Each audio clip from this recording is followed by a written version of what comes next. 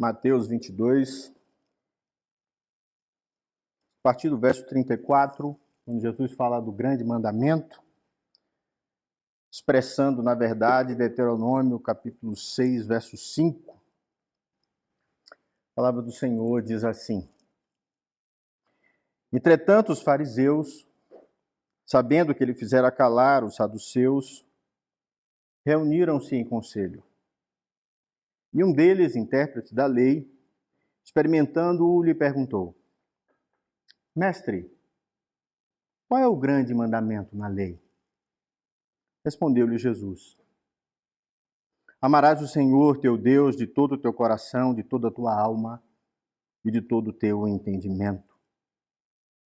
Este é o grande e primeiro mandamento. O segundo, semelhante a este, é: amarás o teu próximo como a ti mesmo. Destes dois mandamentos dependem toda a lei e os profetas. Pai do céu, eu te peço que, em nome de Jesus, o Senhor nos dê entendimento nessa hora. O Senhor nos encha da tua santa presença e nos faça perceber o quanto o Senhor ensinou nesse momento. E que essa verdade se abra em nosso coração e nos encha da tua sabedoria, é o que eu te peço em nome de Jesus. Amém. O Senhor Jesus, ele tinha uma forma peculiar de ensino, uma sabedoria que nunca mais apareceu ninguém igual. Alguém que marcasse a história da humanidade como Jesus fez. E nos evangelhos ele fala dessa importância de discernir os sinais do tempo. Ele fala sobre entendermos a vida, tudo que está acontecendo. Ele questiona os seus discípulos em Mateus, no capítulo 16, um pouco antes, sobre essa capacidade de discernir o aspecto do céu quando ele está avermelhado, nós sabemos que vai chover. E eles tinham que, da mesma forma, saber discernir os sinais dos tempos, ter essa habilidade de saber comparar e prever, com base nos sinais naturais, deveria ser igual à compreensão de entender os sinais de Deus, de entender o tempo, os acontecimentos e as circunstâncias da vida. Diante disso, exatamente olhando para esse aspecto, foi que eu decidi começar a pregar sobre a discernir o tempo em que vivemos. E fazermos essa comparação de amar a Deus e amar o próximo dentro do tempo que estamos vivendo.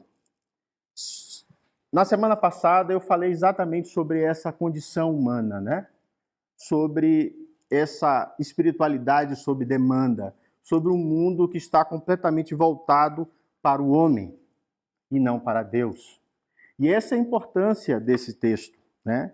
De amar o Senhor teu Deus com todo o coração, com toda a nossa alma, com todo o nosso entendimento. Vivemos num tempo em que há uma efemeridade, né? Tudo é muito rápido, tudo passa muito rápido, tudo é extremamente acelerado. Nós temos não conseguimos mais esperar, né? Vivemos em fluxo ininterrupto de informação, de instabilidade das relações humanas.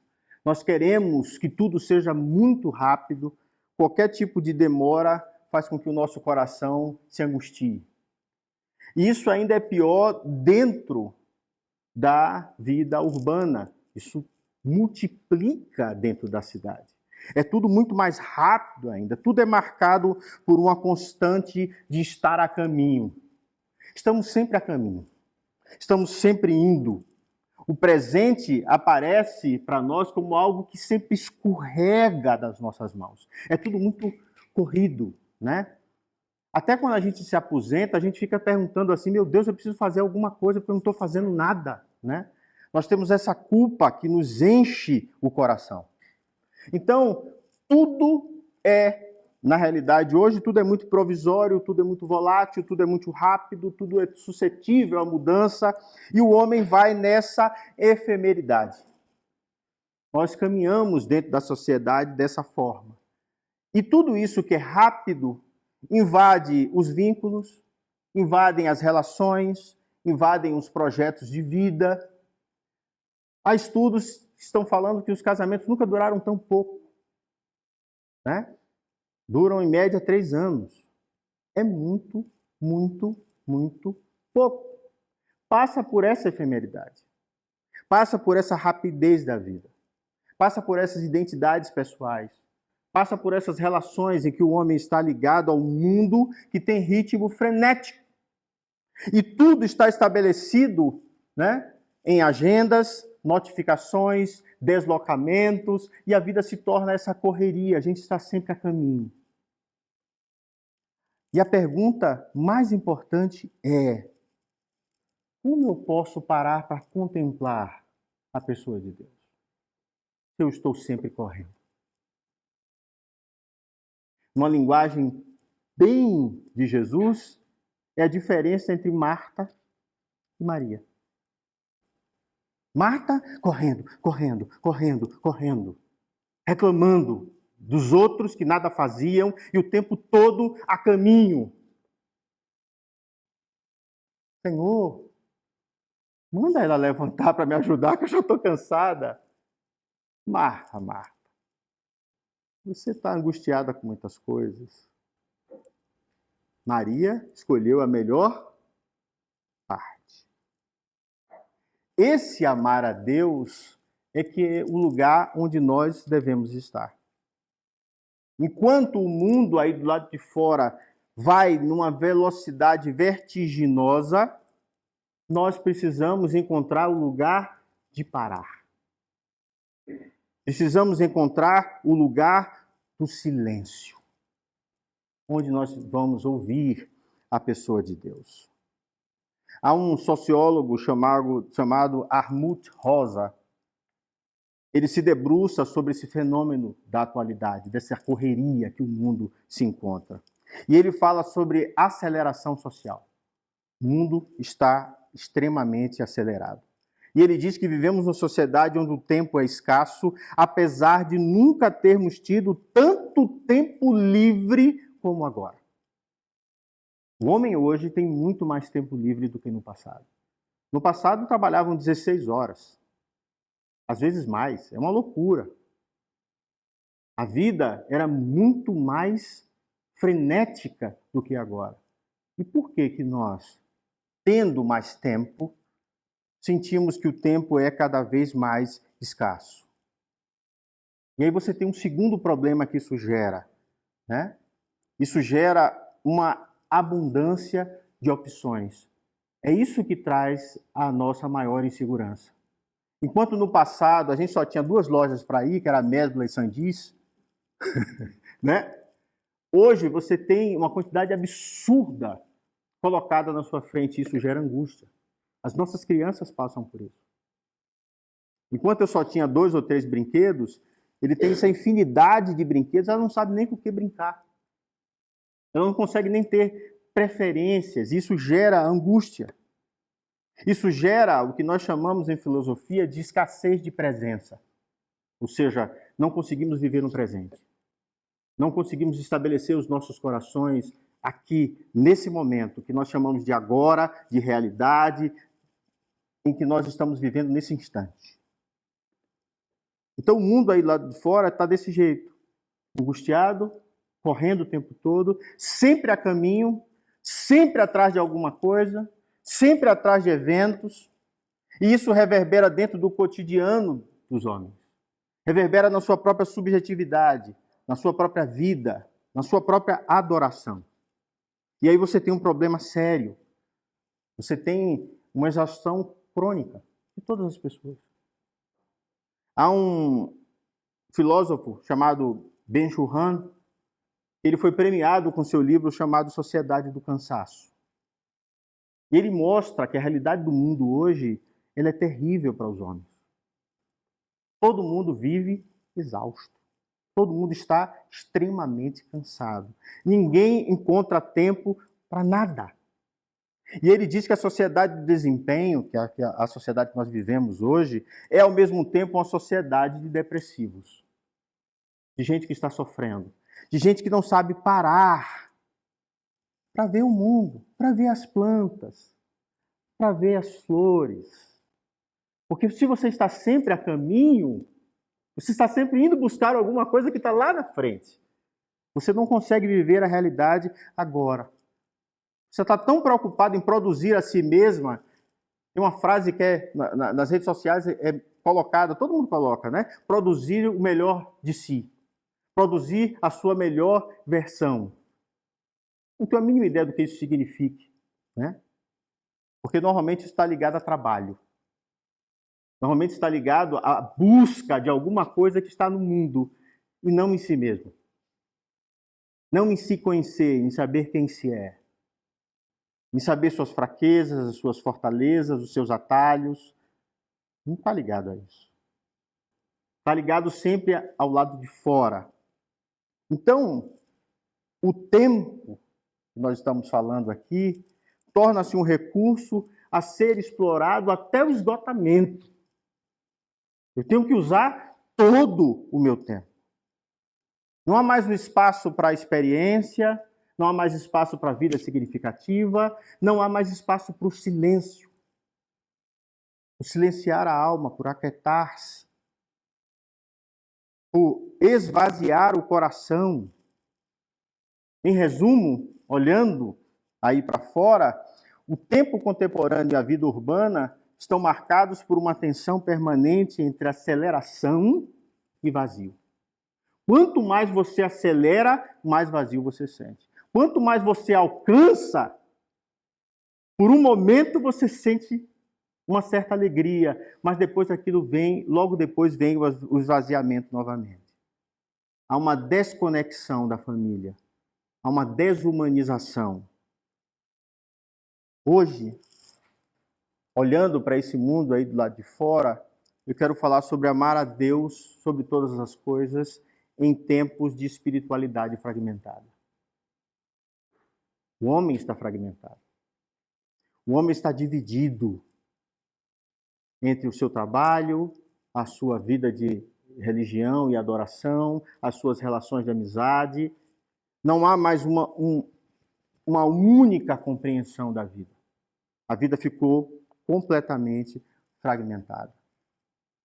Olhando para Jesus, para o que ele está dizendo aqui aos fariseus e doutores da lei, eu quero partir disso para analisarmos as nossas próprias vidas, olhando para o mundo aí do lado de fora.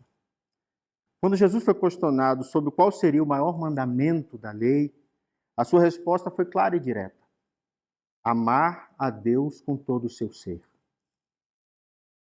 Amar a Deus com inteireza do seu ser. Amar a Deus com tudo que você é. E aqui se divide, né, em coração, alma e entendimento. Aqui se divide em tudo que o homem representa. Não é algo momentâneo, não é algo que eu estou a caminho, é algo que eu vivo agora. É algo que eu vivo no instante que eu estou com Deus, no instante que eu me encontro com Ele, no momento em que eu começo a entender quem Deus é e quem eu sou nele. Portanto, não é momentâneo, é uma entrega total e completa, de coração, alma, mente e força. É interessante que no mundo nós usamos todas essas coisas para alcançar muitas coisas, não é? A gente usa o nosso intelecto, a gente usa o nosso tempo, a gente usa a nossa alma, a gente usa a nossa força para alcançar coisas que perecem, que passam, que deixam de ser, que perdem o seu sentido. Jesus está dizendo que nós devemos usar todo o nosso ser para nos conduzir a Deus, para estar com Deus, para aprender com Ele, para ser a partir dEle. Então aqui, Jesus está falando de um amor que ordena esse caos interior e essa fragmentação que o homem está buscando em vários lugares, em todo o tempo, sem encontrar. Lembra Salomão, quando a vida dele termina? Era o homem mais rico da terra, era o homem mais poderoso da terra, era o homem mais estabelecido e mais sábio. Ele olha para tudo e diz que tudo é vão. e que nada faz sentido. E quando ele continua o seu discurso e a sua análise filosófica, ele diz: a vida é canseira e enfado. Mas bendito seja Deus. E ele começa a olhar para a pessoa de Deus, e ele começa a perceber que há sentido naquilo tudo. Mas só se encontra esse sentido onde? A pessoa de Deus. Jesus, quando ele aponta para esse maior mandamento, ele convida o ser humano a centralizar-se em Deus. Não é apontar para todos os lugares e correr para todos os lugares. Não, Jesus está dizendo assim: centralize a sua vida e o seu ser em Deus. Centralize as suas emoções, a sua razão. Centralize as suas emoções, centralize a sua vida em Deus, com toda a integridade do seu ser, com o seu ser inteiro. A vida tem esse poder de apontar em diversas direções. Nós precisamos aprender a centralizar a nossa vida na pessoa de Deus. Nesse tempo de dispersão, de distrações infindáveis, isso soa claramente, né, como um desafio contracultural. Da mesma forma que era contra a cultura, o que Jesus está dizendo naquela época, é hoje. Eu preciso colocar Deus no primeiro lugar. E aqui precisa de uma sabedoria imensa para que o meu coração, a minha alma, o meu entendimento se estabeleça na pessoa de Deus. Jesus, conversando com seus discípulos em João 14, ele diz algo que soa exatamente como o que eu estou tentando passar para vocês aqui agora. Jesus diz que quem tem os meus mandamentos e os guarda, esse é o que me ama. E aquele que me ama será amado de meu Pai. E eu o amarei. E me manifestarei a ele. Irmãos, a profundidade desse texto é absurda, porque fala justamente do amor que nós devemos a Deus e devemos ao Cristo. E dessa relação nasce a manifestação do próprio Senhor na nossa vida. Em resumo, esse versículo enfatiza que amar Jesus significa, em primeiro lugar, obedecer os seus mandamentos. Como é que eu amo a Deus sobre todas as coisas? Quando eu obedeço os seus mandamentos. Quando eu me aproximo do seu ensino, da sua verdade, da vida que Ele quer que eu viva. Da vida que eu nasci para viver e me afastei por causa da queda. Então, amar Jesus traz uma recompensa. Segundo esse texto, a recompensa por essa obediência, primeiro é o amor de Deus Pai, depois o amor de Jesus e essa manifestação que Jesus coloca sobre a nossa vida. Jesus, ao proferir essas palavras, estabelece um critério claro e inequívoco para demonstrarmos, para a demonstração, na verdade, do amor de Deus e o amor que nós temos para com Ele. Esse amor, irmãos, ele é no nosso coração, portanto, ele é afetivo. Os meus desejos são direcionados a Deus. Meu trabalho passa por tudo que eu faço nele, a pessoa de Deus precisa estar presente. Se eu sou um médico e exerço a minha função como médico, eu o faço para Deus. Se eu sou um professor, eu exerço isso para Deus. E a minha preocupação é que aquelas pessoas sejam edificadas, que elas cresçam em conhecimento, mas também cresçam em graça. Então passa pelo meu coração, passa pela minha alma, passa pelo meu anseio pela presença de Deus, pela comunhão com Deus.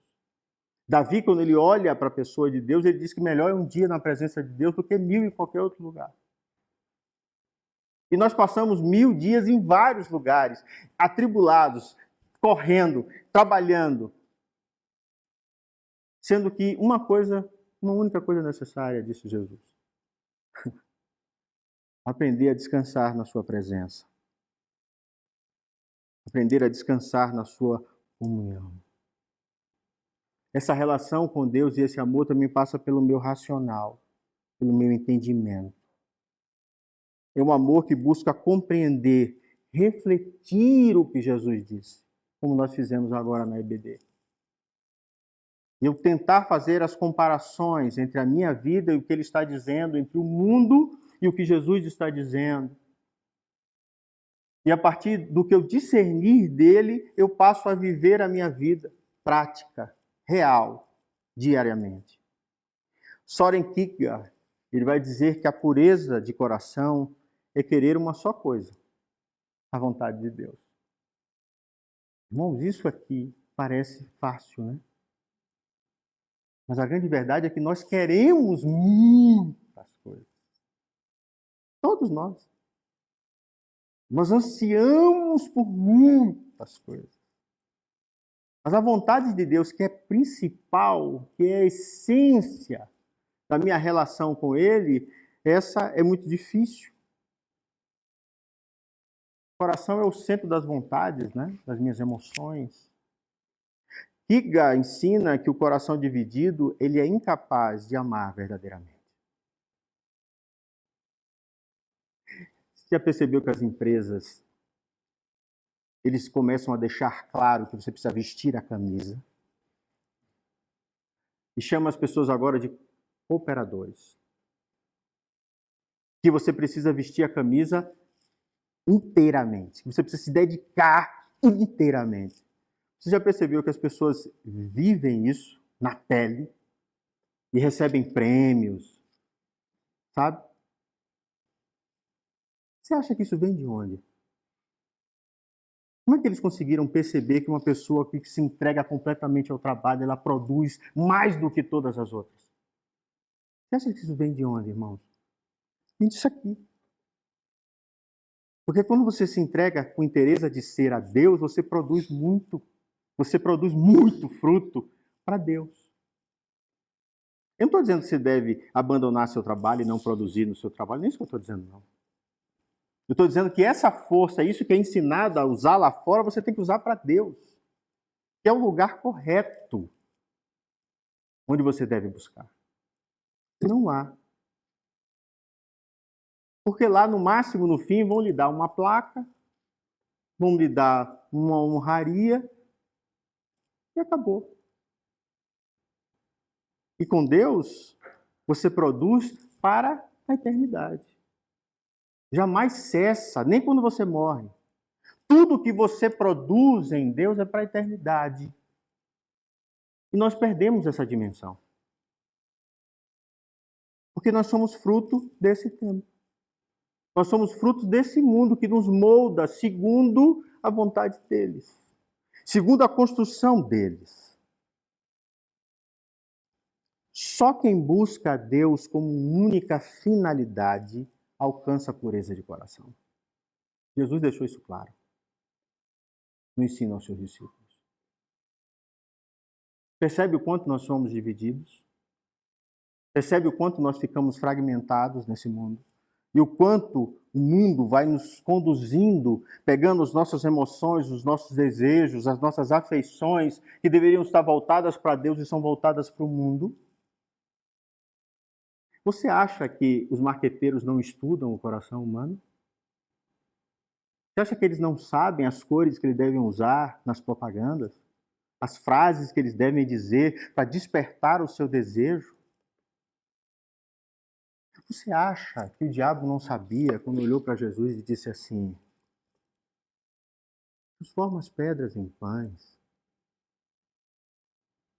Porque Jesus estava morto de fome. Por vezes, essas frases são ditas para nós de outras formas e nós vamos aceitando. Tem um livro, Advogado do Diabo, de Morris West, que mostra exatamente isso, como ele vai se afastando da esposa, como ele vai se afastando de tudo, como ele vai mergulhando no trabalho, e ele vai crescendo, crescendo, crescendo, e ele vai se afastando cada vez mais, e a mulher vai ficando cada vez mais sozinha, ela vai deprimindo até morrer. E quando o diabo encontra com o personagem que Keanu Reeves faz, ele diz: foi você que fez isso. Aí o diabo sorri e diz, eu? Eu não. Você abandonou sua esposa. Você fez. Você gostou do que você estava conquistando. Você adorou quando você subiu, quando você cresceu, com tudo que você conquistou. Eu não fiz nada. Eu só coloquei o palco. Quem ensinou foi você. Morris West era padre. Ele conhecia a teologia profundamente. Para mostrar que essa relação do mundo nos fragmenta, destrói a nossa vida. Que adianta conquistar o mundo e perder a alma? Encontrar esse equilíbrio é que é o lugar do crente. Eu tenho tempo para trabalhar, para conquistar, para viver, para ser tudo aquilo que eu tenho que fazer, mas o meu coração não pode tirar o primeiro lugar de Deus e colocar nas outras coisas. Isso ocorre de uma forma tão sorrateira, tão pequena, tão simples, que nós não conseguimos perceber. Essa entrega profunda espiritual, essa relação que Deus está nos chamando, esse amor que entende a vida, é completamente diferente dessa fé à la carte que muitos evangélicos estão vivendo hoje. Que a vida é dicotomizada, separada. Eu tenho uma relação com a adoração e tenho uma relação com a minha vida pessoal. A minha religião não tem nada a ver com o meu trabalho e meu trabalho não tem nada a ver com Deus. É assim que as pessoas estão separando. A ponto de uma moça se dizer evangélica e ter um site pornográfico, onde ela se deita com vários homens e ganha muito dinheiro com isso. Ela chegou numa entrevista e disse assim, olha, o meu trabalho foi Deus que me deu. Eu ganhei 7 milhões esse ano vendendo isso, vendendo meu corpo ali na internet. E é um trabalho que foi Deus que me deu. Ou seja, a minha vida não tem nada a ver com a minha fé. O que eu faço e o que eu vivo não tem nada a ver com a minha fé. Aquela Andressa Urach, né? Então, assim, quando você pega a vida hoje, ela é fragmentada. Eu tenho a minha vida no meu trabalho e eu tenho a minha religião. Elas são distintas. Jesus não disse isso.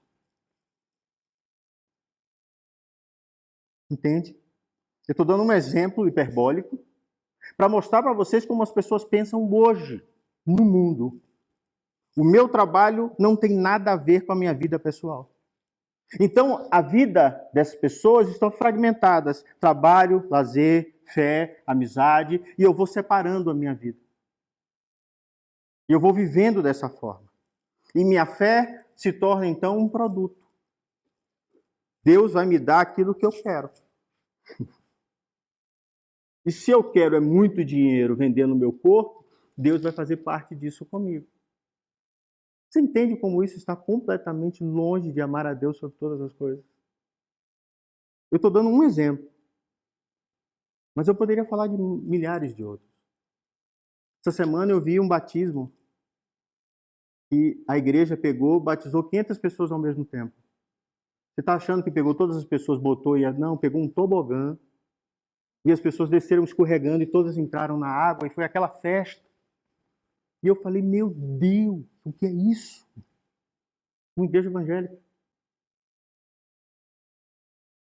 O que é um ato solene de você ser lavado dos seus pecados. Um ato em que Deus desce em forma de pomba, quando acontece com Jesus. Um momento sagrado, um momento que é completamente separado do lazer. Aí sim é separado. Aí todo mundo vai descer o tobogã e vai entrar na água, vai ser aquela farra, vai ser todo mundo lavado. Entende? Como Deus foi colocado completamente de lado e agora a fé é um produto. Que eu preciso me entreter, me divertir. Inclusive, na hora do meu batismo, é um momento, não é de contrição, não é de entender que eu sou pecador, que eu preciso ser lavado, remido, tratado, porque eu não presto mesmo. Não, é um momento de grande alegria, de farra. Sem nenhum discernimento do que é o ato e do que está acontecendo ali. Você tem imediatismo espiritual. Tudo é muito... Eu preciso de resultados. Estava conversando com a Gil que as igrejas estão fazendo discipulado em 4 encontros. Porque tem que ser rápido, porque essa pessoa tem que entrar, tem que trabalhar, tem que estar aqui. Como você vai formar a mente? Jesus passou 4 anos. E quando terminou, os discípulos ainda estavam perguntando e sem entender. Como é que eu vou fazer? Em 4 encontros eu vou formar alguém no Evangelho. Sabe por que tem que ser em 4 encontros? Porque tudo hoje aí é rápido, precisa ser rápido, precisa passar, é Ford. Porque aí já vem um outro grupo com mais 300, 400 pessoas que só vão ter 4 encontros e...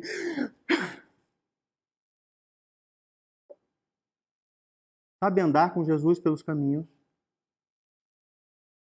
Ir para Damasco, para Betesda, tudo a pé. Horas. Em ensino peripatético, andando com eles. Entrando e saindo de Jerusalém. Diuturno.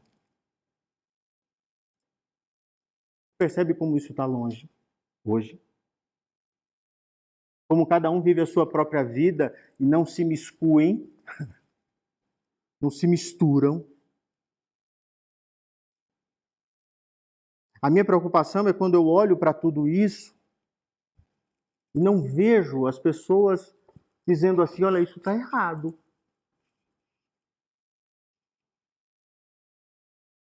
Amar a Deus não é isso. O que me dói o coração é as pessoas vendendo a sua vida como um produto nas redes sociais sem perceber que eles são apenas um produto. Eu estava em São Paulo, falando para os jovens da Igreja Monte Sião, e quando eu mostrei para eles, eu falo, olha, quando você acha que é de graça, é porque o produto é você. Tudo que for de graça, o produto é você. Então, quando você abre o Instagram e entra ali, você acha que é de graça. Não é, você é o produto. Por isso que vem você e um outro produto. Você e um outro produto, que é vendido entre as suas fotos para você e para outros. Nós não percebemos isso. Nós simplesmente entramos nessa máquina e não conseguimos descansar, sentimos culpa. Fico triste quando a minha foto só teve 2 likes. Eu começo a dar importância àquilo que não tem a mínima importância, porque aquelas pessoas que botaram aquele like ali não têm a mínima ideia de quem eu sou. Se eu amasse a Deus sobre todas as coisas, pouco me importava se a pessoa me desse 1 ou 10 mil likes. Os dois têm o mesmo significado, 1 ou 10 mil. Porque aquele não é o meu lugar. Entende?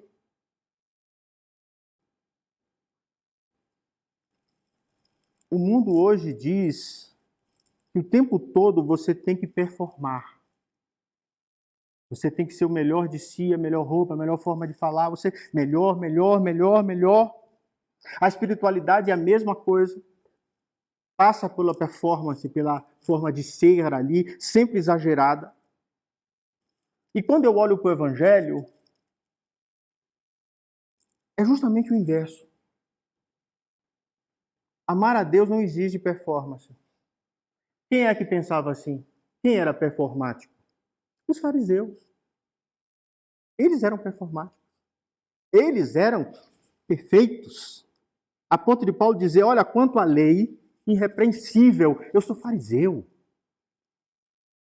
E Jesus diz para ele, vocês amam a performance, vocês amam parar na esquina, orar com os braços estendidos, vocês amam a roupa de vocês escrita, com o evangelho preso, com a lei, os filactérios, vocês amam essas coisas. Mas vocês não reconhecem o Filho do Homem. Você sabe o que é amor a Deus? Não é performance, é rendição. É o inverso do mundo. Sabe quando Paulo escreve aos Romanos e diz assim, olha, quem merece não é quem trabalha. Porque quem trabalha é dívida. Se você tem um empregador e você trabalhou 30 dias, ele lhe deve 30 dias. Então, quando você trabalha, Não é isso. Paulo diz assim, Deus abençoa quem não trabalha. Que é louco para nós. E mais louco ainda para esse mundo. Amar a Deus é rendição. O que Deus busca de nós não é apenas o melhor de mim, mas também a minha fraqueza. Que não tem o mínimo sentido no mundo performático, em que as pessoas estão morrendo sem conseguir descansar. Quando Paulo diz em 2 Coríntios 12:10, porque quando sou fraco, então que sou forte, é isso que Paulo está dizendo. Deus me ama na minha fraqueza. E é ali que Deus me fortalece. Você percebe que a lógica da Bíblia desconstrói a visão do desempenho que o mundo nos dá? As mulheres têm que ser magras, têm que agir sempre com sabedoria, têm que estar sempre bonita, né? Não pode falar exageradamente nem alto. Tem uma linguagem que é tudo colocado assim, você tem que ser, você precisa se encaixar como quem encaixa um quadrado num círculo. Isso é um peso que ninguém suporta. É o mesmo peso de salvar-se. Ninguém suporta. Então, quando Deus me ama, em vez de hiperatividade, Deus me dá descanso na graça. Olhai os lírios. Né? Não busquem o que vestir, o que comer, nada disso, porque os ímpios, aqueles que não me conhecem, aqueles que não conhecem a Deus, que buscam essas coisas. Jesus está dando um tiro no pé de tudo que nós estamos vivendo. Em vez de autoexploração, de, sabe, essa coisa performática de me tornar melhor para fora, é autodoação a Deus. E quando eu começo a viver o Evangelho, Deus vai me tornando melhor porque eu vou ficando parecido com Cristo. Deus vai tirando a minha escória. Não é algo que você faz num curso, como é feito lá fora. Já participei de vários cursos. Gerenciamento, coaching, tudo que você imaginar. Ninguém consegue tornar uma pessoa melhor com 5 encontros, gente. É muito mais profundo no nosso ser. Em vez de uma fé sob demanda, em vez de uma fé à la carte, o que Deus nos deu é um amor que se sacrifica e permanece. Nos torna tão diferentes, que nós aprendemos a abrir mão daquilo que não interessa, ainda que valha milhões. Eu aprendo a me desligar dessas coisas. Para encerrar, para a gente entender mais profundamente o que está acontecendo aí do lado de fora, tem uma mulher chamada Nancy Pearcey. Ela é discípula de Francis Schaeffer. Ele escreveu um livro chamado Verdade Absoluta. E ela faz uma análise do mundo. Ela diz que a religião hoje virou um hobby do coração. Assim como jogar tênis, assim como, sabe, montar cavalo, fazer hipismo. A religião se tornou isso. E ela mostra que a religião não mais orienta a razão, não mais orienta a política, não mais orienta a economia ou a arte. É afastado da pessoa de Deus. Ou seja, não é amar Deus sobre todas as coisas, eu separo. Eu posso ter uma política completamente distinta do que eu creio, percebe? Então ela analisa isso no livro e ela mostra que essa lógica moderna, ela diz que a religião é tratada como um hobby pessoal, como quem gosta de jardinagem ou tocar violão. Algo que você faz em tempo livre, sem afetar suas decisões no mundo real. Está completamente longe de Deus isso. Eu já vi a quantidade de vezes que eu encontro com pessoas e vejo as pessoas falando: a minha fé não tem nada a ver com o meu trabalho. E Jesus nunca separou essas duas coisas. Muito pelo contrário. a minha moral e a minha ética vivida em Deus transforma o meu trabalho. Qual é o resultado dessa fé fragmentada aí do lado de fora? A gente entender. Essa fé, ela não orienta o trabalho, ela não orienta a ciência, ela não orienta a arte. Essa fé não interfere nas decisões públicas ou na ética pública. Essa fé é considerada imprópria para discussões sérias. Quer que eu fale de outro jeito? Essa fé não salga. E Jesus disse que uma fé que não salga não serve para nada. Só para ser jogada fora. Você entende o que é a porta larga? E que há uma multidão caminhando para essa porta larga, pulando de evento em evento. Como as pessoas da igreja, os grupos, são grupos voláteis. Como eu disse na semana passada, você consegue ver essa imagem? Então você tem uma fé esquizofrênica. Você tem uma fé que é dividida. No domingo eu professo a minha fé, durante a semana eu penso, ajo e vivo como se Deus não existisse. Então o que nós precisamos entender, irmãos, é que isso impede o testemunho público do Evangelho. Isso impede a formação de uma cosmovisão cristã integral de todo ser, de toda a vida. Isso gera uma espiritualidade superficial e inconsistente. Porque esses cristãos estão sendo ensinados a manter a sua fé trancada no coração. E não vem para fora. Como se não tivesse nada a dizer sobre o mundo real. Eu quero encerrar dizendo o seguinte. O amor de Deus, ele reorganiza toda a minha vida. Ele dá sentido a essa fragmentação do homem. Esse homem que procura em todos os lugares, em tudo, e sempre se sente vazio. O amor de Deus me traz para esse centro. Quando Jesus diz, buscai, pois, em primeiro lugar o reino de Deus e a sua justiça, e todas as coisas vos serão acrescentadas, ele está dizendo, não precisa buscar essas coisas lá fora. Deus dá os seus enquanto dormem. Deus nos dá enquanto dormimos. Enquanto eu vivo a minha adoração, Deus está me abençoando, me alimentando e me fazendo crescer.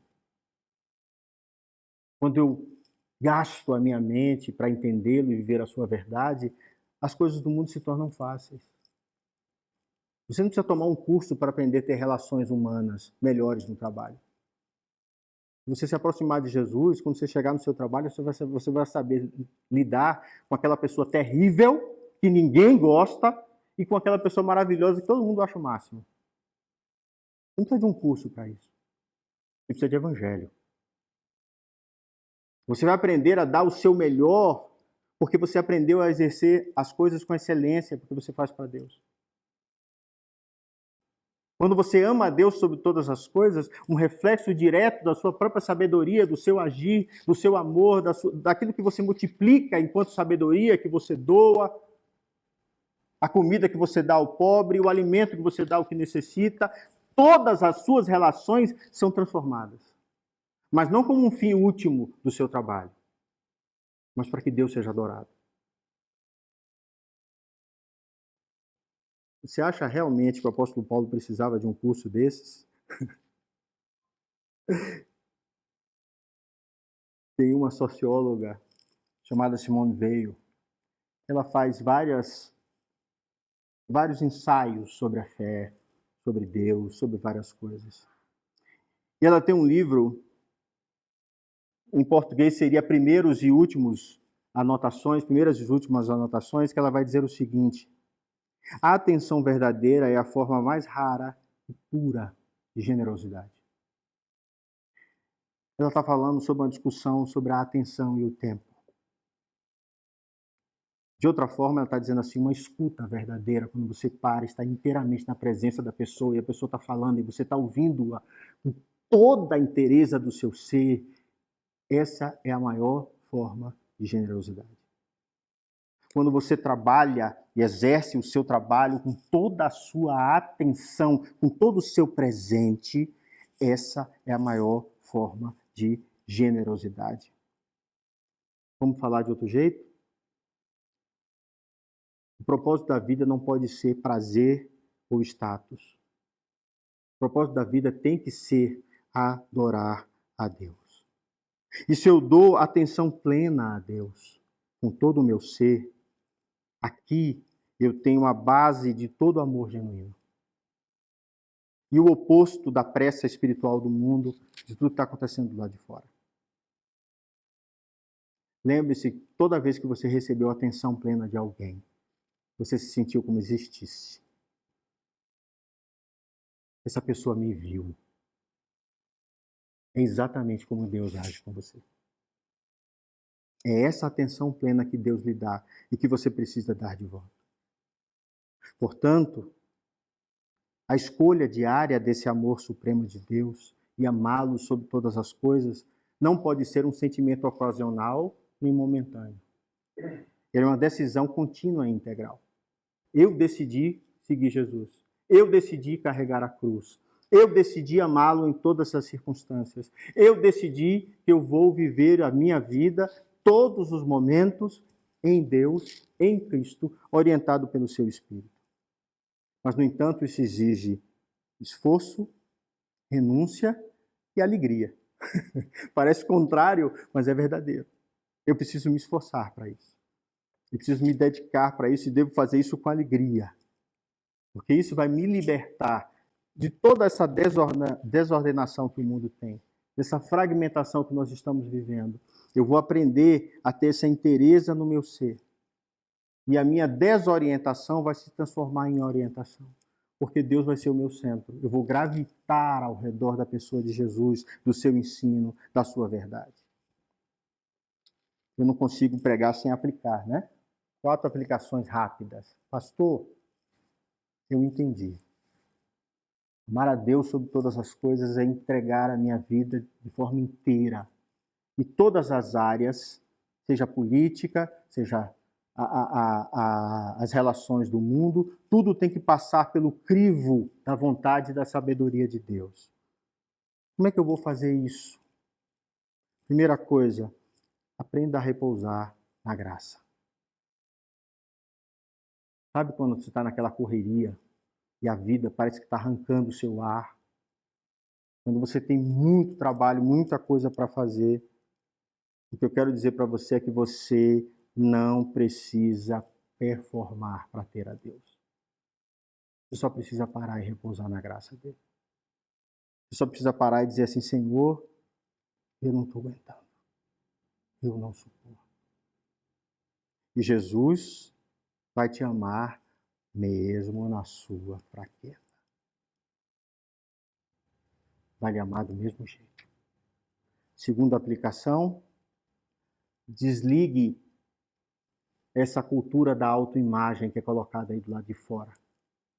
E você tem que criar uma autoimagem o tempo inteiro. Você não é o que você produz ou exibe. Você não é o que você produz ou o que você exibe. Porque essas coisas se desfazem.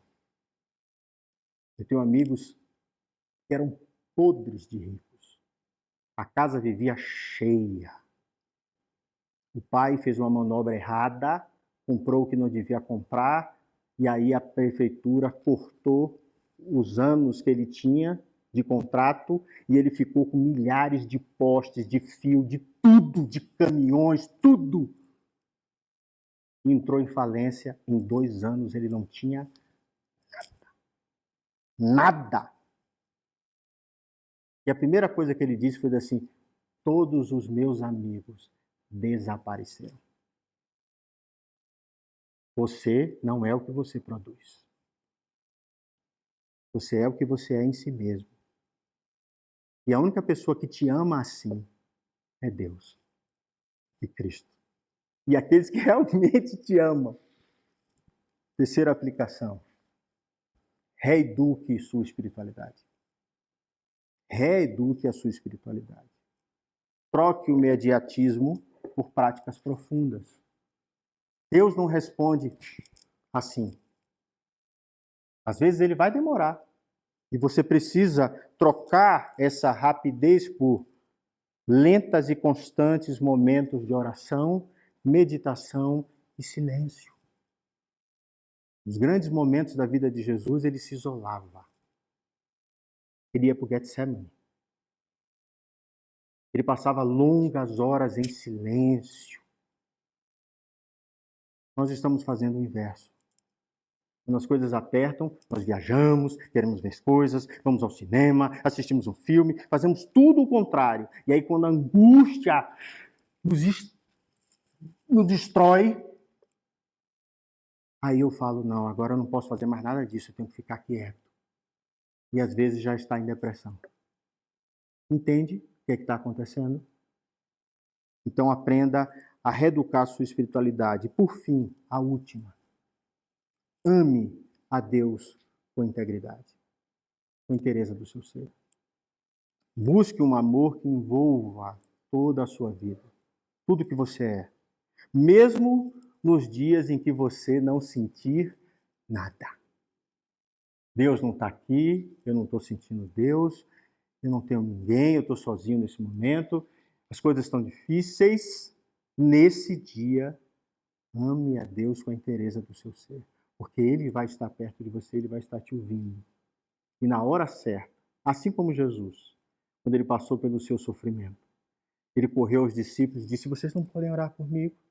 Nem um minuto, nem um instante vocês podem orar comigo. E voltava para orar, e quando voltava eles estavam dormindo.